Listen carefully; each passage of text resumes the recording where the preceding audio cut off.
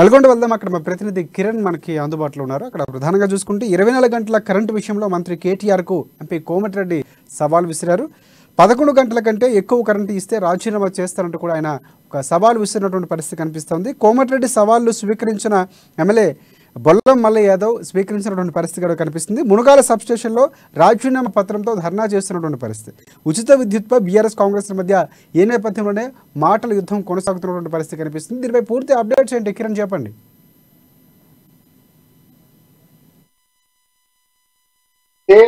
గత 2-3 రోజులుగా రేవంత్ రెడ్డి అమెరికా వేదికగా ఉచిత విద్యుత్ పైన చేసినటువంటి కామెంట్ తెలంగాణ వ్యాప్తంగా సంచలనం సృష్టించాయి. ఈ నేపథ్యంలో ఇటు కాంగ్రెస్ తో పాటు ఇటు బీఆర్ఎస్ వర్గాలు రోజు రోజు ఒకరిపై ఒకరు ఆరోపణ చేసుకుంటూ ప్రత్యామ్నాయంగా కార్యక్రమాలు నిర్వహించుకుంటూ వస్తున్నారు. ఇటు బీఆర్ఎస్ పార్టీ రాష్ట్ర వ్యాప్తంగా రేవంత్ రెడ్డి దిష్టి బొమ్మలను తగలబెట్టడంతో పాటు సబ్ స్టేషన్ల వద్ద ఈ రోజు ఆందోళన కూడా చేసింది. అయితే నిన్న కోమటిరెడ్డి వెంకటరెడ్డి మాట్లాడుతూ బీఆర్ఎస్ ప్రభుత్వం గనక 24 గంటల కరెంట్ ఇచ్చినట్టయితే తాను రాజీనామాకు సిద్ధమని ఒక స్టేట్మెంట్ ఇవ్వడం జరిగింది. ఇదే స్టేట్మెంట్ ను అదునుగా తీసుకున్నటువంటి కోదాడ ఎమ్మెల్యే బొల్లం మల్లయ్య యాదవ్ ఈ రోజు మునగాల సబ్ స్టేషన్ వద్ద తన రాజీనామా పత్రంతో ఆందోళన నిర్వహించడం జరిగింది.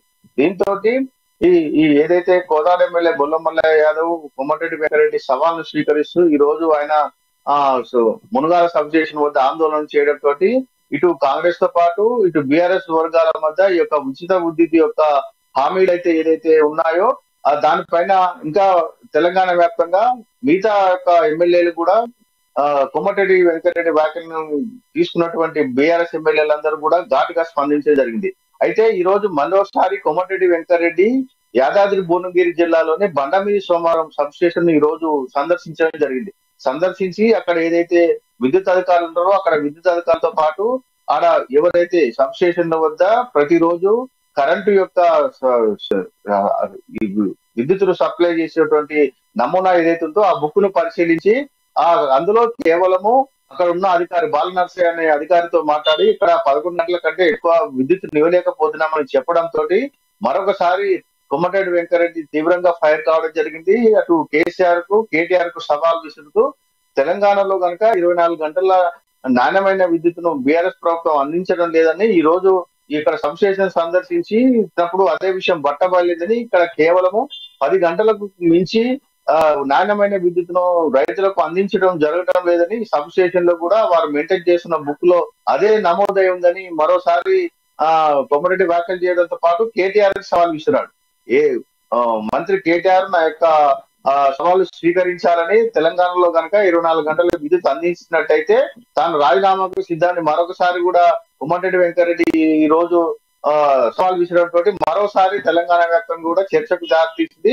కొద్దిసేపటి క్రితమే రేవంత్ రెడ్డి కూడా మీడియాతో మాట్లాడుతూ మా ఎంపీ సహచార ఎంపీ ఏదైతే కోమటిరెడ్డి వెంకటరెడ్డి ఏదైతే ఆరోపణలు చేశాడో దానికి మరి ముఖ్యమంత్రితో పాటు కేటీఆర్ కూడా సవాల్ స్వీకరించాలని తెలంగాణలో ఎక్కడ కూడా నాణ్యమైన విద్యుత్ అందించడం లేదని 24 గంటల విద్యుత్ అందించడం లేదని కేవలం 10 గంటలకు పైగానే ఉచిత విద్యుత్ అందిస్తున్నారని కూడా అతను కూడా వ్యాఖ్యానించడంతో ఈ యొక్క టీఆర్ఎస్ ఇటు బీఆర్ఎస్ వర్గాల మధ్య అయితే ఈ యొక్క ఉచిత విద్యుత్ సమస్య మరింత జటిలమయ్యే అవకాశం ఉంది. ఇప్పటికే కాంగ్రెస్ వర్గాలు కోమటిరెడ్డి వెంకటరెడ్డితో పాటు రేవంత్ రెడ్డి మాట్లాడుతూ మా యొక్క పార్టీ ఇన్ఛార్జ్ ఖర్గే ఉచిత విద్యుత్ హామీని నిలబెడతామని రానున్న ఎన్నికల్లో ఉచిత విద్యుత్ 24 గంటల ఉచిత విద్యుత్ మేనిఫెస్టోగా మేము ప్రజల ముందుకు పోతామని కూడా చెప్పడంతో ఒక్కసారిగా ఇటు బీఆర్ఎస్ వర్గాలు మరి ఈ రోజు ఏదైతే విద్యుత్ సబ్ స్టేషన్ల వద్ద ఏదైతే మెయింటైన్ చేస్తున్నారో ఆ బుక్లను కూడా అన్ని సబ్ స్టేషన్లకు తెలంగాణ వ్యాప్తంగా ఉన్నటువంటి అందరి సబ్ స్టేషన్లకు కూడా అక్కడ అధికారులకు ఏఈలకు ఫోన్ చేసి వెంటనే ఆ బుక్లన్నింటిని కూడా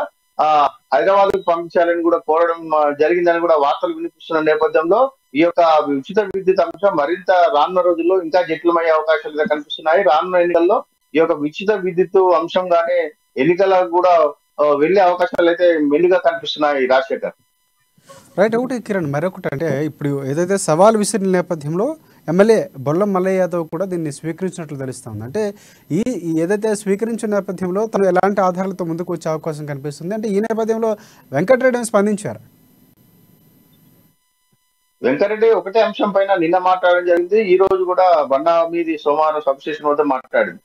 ఏదైతే తెలంగాణ ప్రభుత్వం చెప్పుకుంటున్నట్లుగా 24 గంటల్లో నాణ్యమైన విద్యుత్ మీరు ఎక్కడ అందించలేదని అలా అందించినట్లు నిరూపించినట్టయితే తాను రాజీనామాకు సిద్ధమని ఒకటి స్టేట్మెంట్ ఇవ్వడం జరిగింది. అయితే బొల్ల మల్లయ్య యాదవ్ ఈ రోజు సబ్స్టేషన్ వద్ద మాట్లాడుతూ 10 గంటలు కూడా తెలంగాణ ప్రభుత్వం నాణ్యమైన విద్యుత్ అందించడం లేదని అతను చేసిన వ్యాఖ్యలకు మేము కట్టుబడి ఉన్నామని, 13 గంటల పైగా నాణ్యమైన విద్యుత్తును అందిస్తున్నామని అతను తన రాజీనామా పత్రంతో మునగాల సబ్స్టేషన్ వద్ద ఆందోళన నిర్వహించడం జరిగింది.